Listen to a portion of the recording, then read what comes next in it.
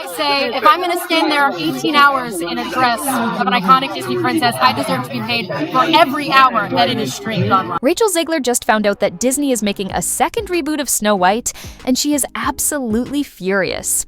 After all the drama, backlash, and a $115 million box office flop, you'd think Disney would be more careful. But nope, they went ahead with it. And Rachel isn't the type to stay quiet. From subtle digs to full-on anger, she's speaking out, throwing shade, and hinting at major behind-the-scenes problems. What she says next might cause a huge stir. So where did all this drama start?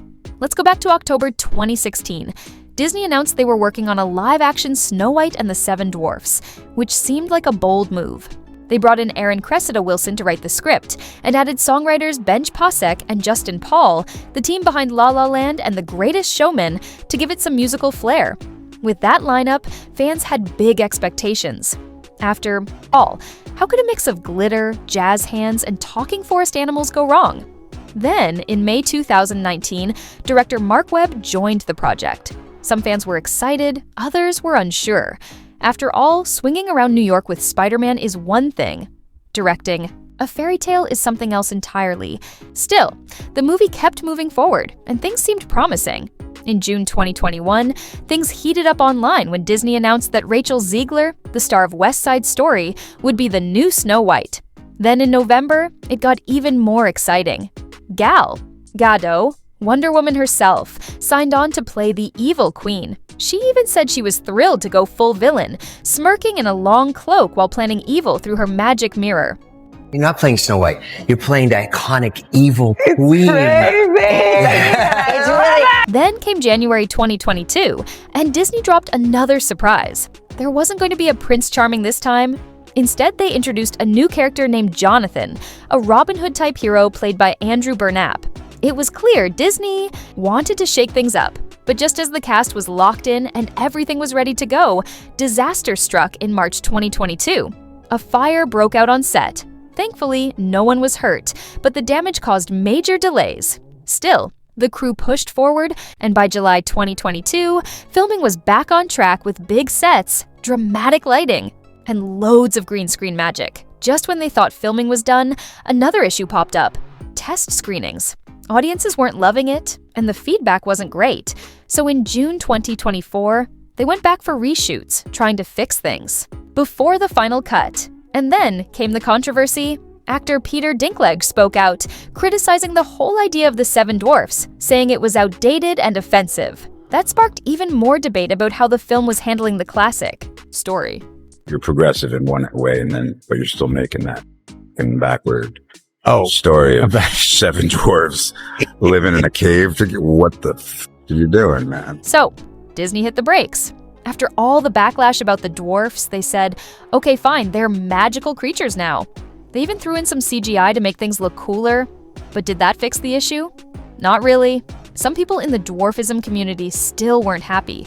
They felt it was a missed chance to cast real actors from their community and offer real representation. But the biggest controversies, they all circled back to Rachel Zegler. When Disney first announced Rachel as the new Snow White, reactions came in fast. Some people celebrated it as a win for diversity. Others, especially fans of the classic version, weren't so sure. Suddenly, Snow White was trending, but not in the way Disney hoped. Critics accused Disney of rewriting history, which is kind of ironic, considering this is a fairy tale with singing animals and a princess who hangs out with 7 strangers in the woods. Rachel didn't stay quiet, though. She stood her ground, saying representation mattered. She talked about how beloved Snow White is in Spanish-speaking cultures and said she was proud to bring a fresh take to the role. Whether people were cheering or cringing, everyone was watching. Then came the real firestorm. In a 2022 interview, Rachel called the original Snow White and the Seven Dwarfs extremely dated, and you could almost hear Disney traditionalists gasping across the globe. But she didn't stop there. She also said the prince was weird, and made it clear that her version of Snow White wasn't waiting around for a man to come save her. I just mean that it's no longer 1937, and we absolutely wrote a Snow White that is not going to be saved by the prince. She's not going to be saved by the prince, and she's not going to be dreaming about true love. She's dreaming about becoming the leader she knows she can be. Some fans loved Rachel's bold take on Snow White. calling it fresh, modern, and long overdue, but others were seriously offended, feeling like the classic was being disrespected. And then, things got political. In August 2024, Disney dropped the teaser trailer. Some people were emotional over the cute CGI deer, while others were raising eyebrows at the missing dwarfs. But then Rachel posted on social media and ended her post with 2 words: "Free Palestine." That's when the internet exploded. Rachel was showing support for Palestinian causes, while her co-star Gal Gadot, who plays the evil queen, is openly pro-Israel. And just like that, the drama went into overdrive. Fans were threatening boycotts. Comment sections turned into war zones. People were zooming in on promo pics, looking for side eyes and tension, and then it got even messier. Someone dug up Rachel's old tweets where she had criticized former President Donald Trump and thrown serious shade at his supporters. A brand new storm hit social media.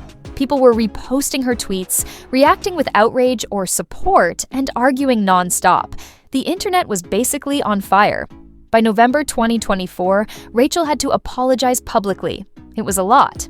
And I can only hope that despite my flaws, and despite my cracks and my breaks, and there are many of them, that at every premiere and everything I do, people will wait in line to see. Rachel said she never meant to hurt anyone and that she just wanted peace. But by then, the damage was already done. The energy around the movie had completely shifted, and behind the scenes, things were tense. Rumors started flying that Rachel and Gal weren't exactly getting along. While Rachel had been outspoken in her support for Palestine, Gal had made her stance clear too. She stood firmly with Israel. That made things even more complicated. Fans started reading into every red carpet interaction, every interview clip, and every behind-the-scenes moment, trying to figure out if the tension was real. And honestly, it didn't look good. Standing in front of you today, saying simply that my name is Gal and I'm Jewish, and we have had enough of Jew hatred. But the tension between Rachel and Gal wasn't just about politics. Behind the scenes, whispers started flying. Reporters said things got awkward on set, and some even claimed Disney had to beef up security for Gal after she started getting threats. Then came the big sign that something was off. Disney scheduled separate press appearances for the 2 actresses. Not a single couch interview, no shared promo clips, nothing. And in Hollywood, that's code for they're definitely not friends. Now imagine Disney's marketing team in full panic mode, sending urgent emails, editing trailers like mad, and assigning someone to basically babysit Rachel's social media 24/7. The whole promo rollout was painfully awkward. Joint interviews were rare, red carpets felt tense, and everyone was walking on eggshells. Then came March 21st, 2025. Snow White officially hit theaters in the US and Canada. And the numbers? Yeah, they weren't pretty. Opening weekend pulled in about $42.2 million in the US, already lower than the projected $45 to $55 million. Globally, it added around $45.1 million overseas, bringing the total opening to about $87.3 million now. For the brutal part, the movie cost between $204 and $270 million to make, not even counting the massive marketing budget. By early April, the film had only made $71.4 million in the US and $75.8 million internationally. That's a global total of $147.2 million. Do the math, and Disney was staring at a loss of around $115 million, and ouch! Still, Rachel stepped up. After the release, even when critics weren't exactly loving the film, she stood by her performance and said she was proud to be part of a new take on a classic story. It's very validating. A lot of hard work has gone into this film, but so much love, truly, speaking for myself and also for the filmmakers behind it. We set out to bring a fresh perspective, Rachel said. She admitted that not everyone was on board, but stood by the film, saying it had heart. And honestly, that's admirable. But depending on who you ask, Snow White didn't just get a glow-up. It got a whole personality transplant. As for Gal Gadot, she kept it classy. She called filmmaking a team effort and gave the classic line, "We all put our hearts into it." But let's be real. When you wear the crown, poison the apple, and the movie still flops, yeah, that stings. Now let's talk reviews. On Rotten Tomatoes, Snow White scored a lukewarm 42% based on 215 reviews. The average rating? 5.2 out of 10. Critics basically said Rachel was great, but the film didn't know what it wanted to be. And honestly, that tracks. Was it a musical? A feminist manifesto? A CGI fever dream? It felt all over the place. Metacritic wasn't any nicer. Just a flat 50 out of 100, which means critics were split right down the middle. Audiences weren't throwing confetti either. CinemaScore gave it a B+. Not terrible, but definitely not the kind of glowing praise Disney was hoping for. People loved Rachel's performance, but the writing, visuals, and major changes to the original story didn't go over well. Some fans walked out wondering why Snow White was suddenly leading a revolution instead of just singing to birds. And then came the ripple effect. You know things are bad when your box office flop starts messing with your future projects. Disney quietly put the brakes on their planned live-action Tangled remake. It was supposed to be directed by Michael Gracie, with Jennifer Caton Robinson writing. But now, it's on hold, indefinitely. Turns out, Snow White's failure made Disney nervous. Now, it's not just about one movie, it's about the future of their entire live-action universe. So they're holding off to see how Lilo and Stitch and Moana perform before committing to anything else. So where does that leave us? Well, Lilo and Stitch is the next big test, directed by Dean Fleischer Camp, the guy behind Marcel the Shell with Shoes On. This remake is expected to bring heart, chaos, and a whole lot of Ohana. It hits theaters on May 23, 2025, and Disney is really hoping it doesn't follow in Snow White's footsteps. Let's talk cast. Newcomer Maya Kealoha is stepping into Lilo's flip-flops, and people are already loving her. Congratulations, you're going to be on Lilo and Stitch. How did you feel when you first found out? I was speechless. I was very excited too. I was a mix of that. Speechless, excited. She's got the look, the vibe, and hopefully enough wild energy to stop Stitch from turning Earth into his personal playground.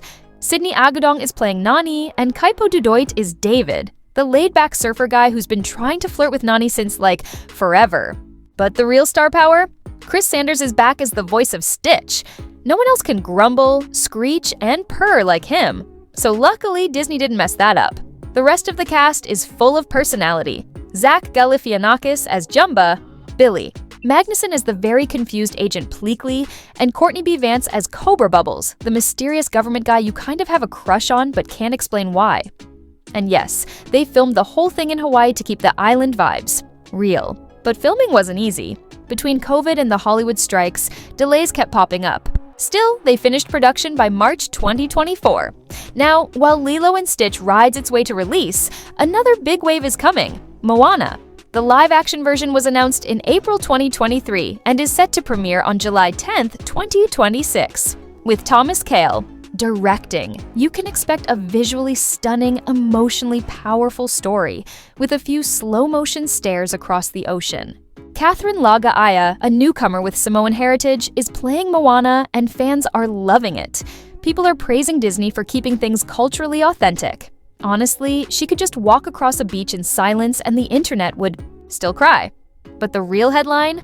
Dwayne "The Rock" Johnson is returning as Maui. Because, let's face it, nobody else can pull off that much charm and still sing about coconuts without making it weird. Song, I thought, oh, this song could be pretty cool. This is like an anthemic, inspiring, motivating. Come on, can I get a cheat? You can do it. Let's go. Let's do this. Joining the cast is John Tui as Chief Tui, Frankie Adams as Sina, and Rena Owen as Grandma Tala, the ghost grandma we all secretly wish we had. Filming kicked off in August 2024 in Hawaii and Atlanta, because apparently, what's more Polynesian than Atlanta, right? But no worries. Disney is making sure they treat the culture with the respect it deserves. They're incorporating traditional music and dance into the movie, and the one and only Lin-Manuel Miranda is back to bring his musical genius to the score. Now, unlike the Snow White live-action remake, Moana isn't just about making everything look more expensive. This movie is set to dive deeper into themes of identity, environmental protection, and self-discovery. With that all-star cast and Lin's involvement, the expectations are sky high. But the big question is, can it live up to the magic of the original, or will it end up in the nice try but why category? That's what Disney is waiting to find out.